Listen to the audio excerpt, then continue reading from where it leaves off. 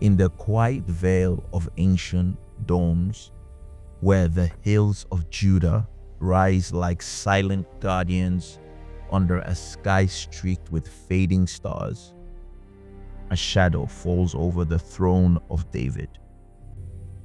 The air carries the faint smoke of distant altars, mingled with the scent of cedar from temple gates and the dust of caravan roads. This is the 7th century before our common era, a time when the mighty empire of Assyria stretches its iron grip across the lands from the Euphrates to the Nile, demanding tribute from smaller kingdoms like Judah. Kings in Nineveh, fierce as lions, carve their victories on stone walls, while in Jerusalem, the city of peace stands on its rocky heights, its walls echoing with prayers and the clash of foreign influences. Idols from distant realms whisper temptations, and the old covenant with Yahweh flickers amid the pole of stars and sorcery. Here rises the story of Manasseh, the king whose path winds from deepest darkness to a glimmer of light, a tale of ruin and return that echoes the mercy woven into the heart of heaven.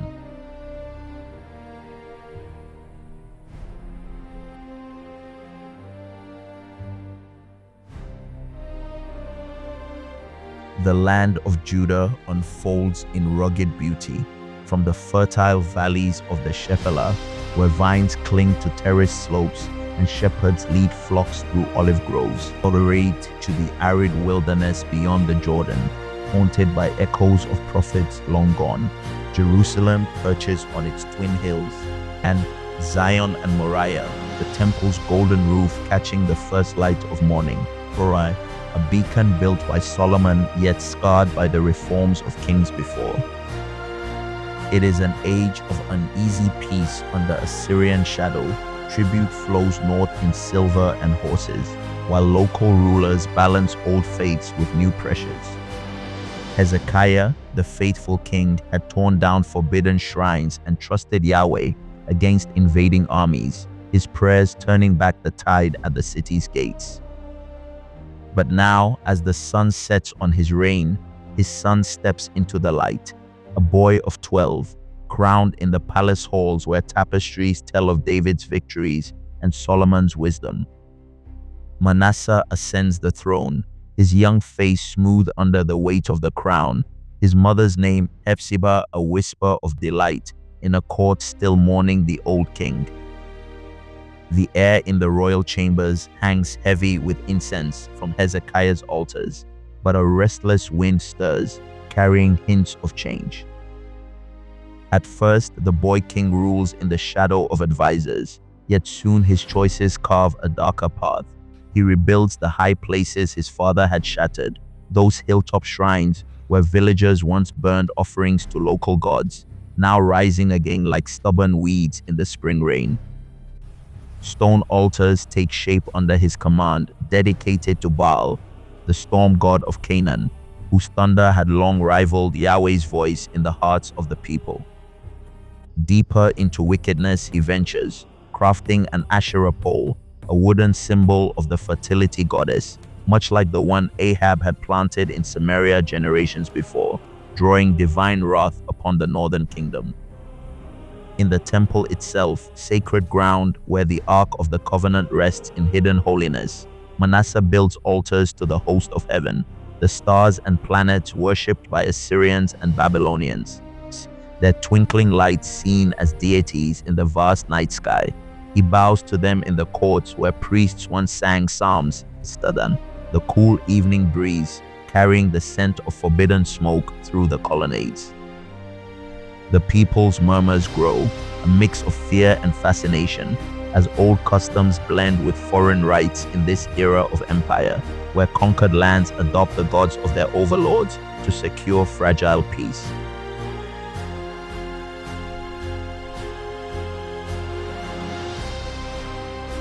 The king's heart turns colder, embracing practices that stain the land with blood and shadow. In the valley of Ben Hinnom, just beyond Jerusalem's walls, where refuse smolders in perpetual fires, Manasseh offers his own son as a sacrifice, passing him through the flames in a ritual drawn from Canaanite horrors, a desperate bid for favor from unseen powers. Oh man. The cries echo in the night, mingling with the howls of jackals, a violation of the ancient laws given on Sinai, where Yahweh had forbidden such abominations to set his people apart. Sorcery creeps into the palace mediums, and spiritists gather in dim rooms, consulting the dead through whispers and omens, while diviners read the flight of birds or the spill of oil, seeking secrets forbidden by the covenant. The air thickens with mystery, lamps flickering low as the king delves into these arts, his throne room alive with the rustle of scrolls from distant lands.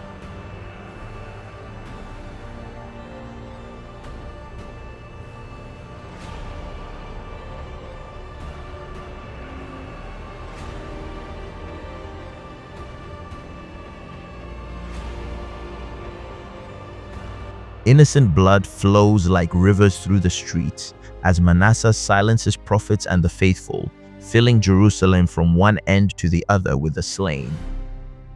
The cobblestones grow slick under moonlight, the wails of widows rising like mist from the Kidron Valley. This is no mere youthful error, but a deliberate turn, influenced by the Assyrian overlords whose kings, like Asarhaddon and Ashurbanipal, demand loyalty through shared cults and crush rebellions. Judah, a vassal state, sends timber and laborers to build palaces in Nineveh, and in return adopts the star worship that marks Assyrian might. Yet beneath this, a deeper rebellion stirs against Yahweh, echoing the falls of earlier kings, where power corrupts and idols promise what only the true God can give. The heavens watch in silence, but divine patience wears thin. Yahweh sends words through his servants, warnings that ripple through the land like distant thunder. The prophets speak of coming doom, likening Jerusalem's fate to that of Samaria, the northern capital already in ruins, its people scattered by Assyrian swords decades before. Disaster looms, a wiping clean as one cleans a dish, turning it upside down, forsaking the remnant for their ancestors' sake. But Manasseh and his people turned deaf ears, the king's heart hardened like the bronze gates of the temple. The air grows heavy with unspoken judgment, the temple lamps dimming as if in mourning, while the people drift further into mixed worship, their prayers scattered among stones and stars. Then comes the storm from the north. Assyrian commanders, fierce warriors clad in scaled armor, descend upon Judah with the might of their empire. Under orders from the great king, perhaps Esarhaddon, who lists Manasseh among his tributaries, or Ashurbanipal, whose campaigns crush uprisings, the forces sweep through the land. Chariots rumble over dusty roads, spears glinting in the sun, as villages burn and fields lie trampled. Manasseh, once secure on his throne, finds himself captured in a thicket, hooks piercing his nose in the cruel Assyrian fashion, a method etched on palace reliefs to humiliate defiant rulers. Bronze shackles bind his hands and feet, the metal cold against his skin as he is dragged away like a common rebel. The journey to Babylon unfolds in chains, through deserts where sands whisper of forgotten empires, to the city by the Euphrates, then under Assyrian control, its hanging gardens a mocking splendor amid his despair.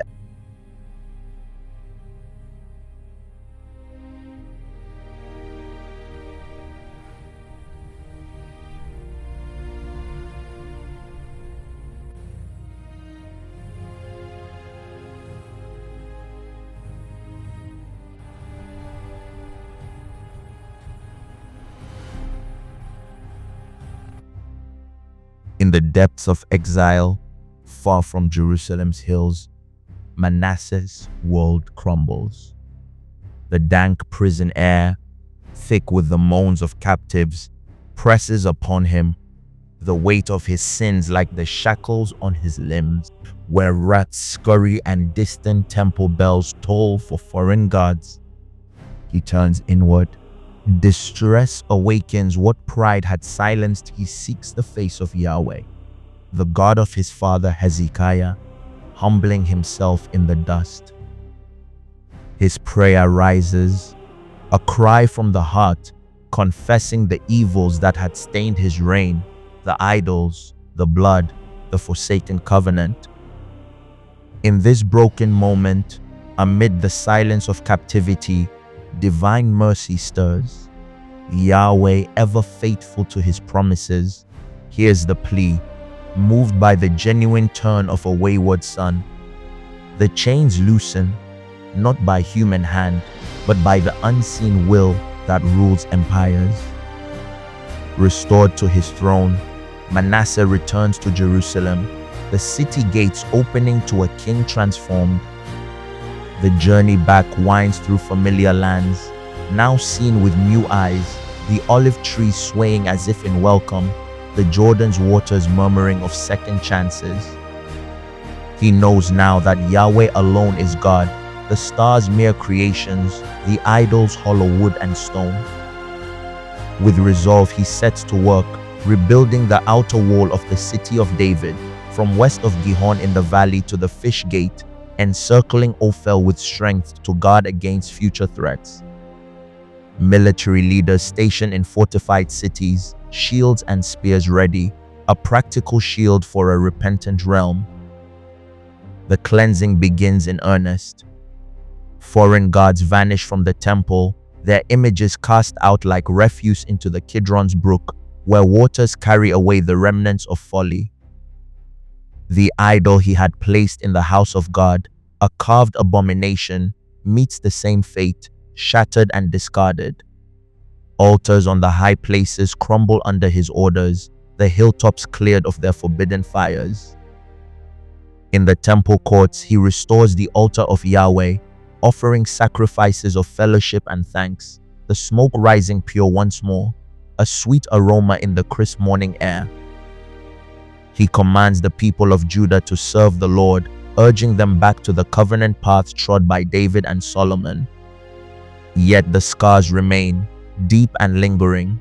Though Manasseh turns, the people cling to old ways, still sacrificing at the high places, though now only to Yahweh, a partial obedience, like a river half diverted. The land bears the marks of his earlier reign, innocent blood crying out from the ground, and full restoration eludes even the king's efforts. In this, the story whispers of human frailty, where one man's change ripples outward but cannot erase the tides of collective sin. Theologically, it echoes the ancient Near Eastern tales of kings humbled by gods, yet here it points to Yahweh's unique grace, a God who responds to humility, foreshadowing themes of repentance woven through the prophets, from Isaiah's calls to Ezekiel's visions of renewal. Manasseh's days draw to a close after 55 years, the longest reign in Judah's line, a span that saw darkness give way to dawn. He rests with his ancestors, buried not in the royal tombs but in the garden of his palace, a quiet end for a life of extremes. His son Ammon ascends, but the shadow of old evils lingers, the young king walking in his father's early steps rather than the later light. The air in Jerusalem settles, temple lamps burning steady, yet the people hover between fidelity and falter, a nation on the edge of further judgment. In the hush that follows, Manasseh's tale endures as a beacon amid the chronicles of kings, a reminder that no depth is beyond divine reach. From throne to chains and back, his path traces the covenant's resilient thread, faithfulness tested, mercy extended, salvation offered to the humble. Through empires rise and fall, Yahweh's hand guides, turning even the vilest heart toward home. As Judah's hills stand eternal, bathed in the golden light of setting suns, the story calls forth reflection on grace's quiet power, a sacred echo in the dance of judgment and joy.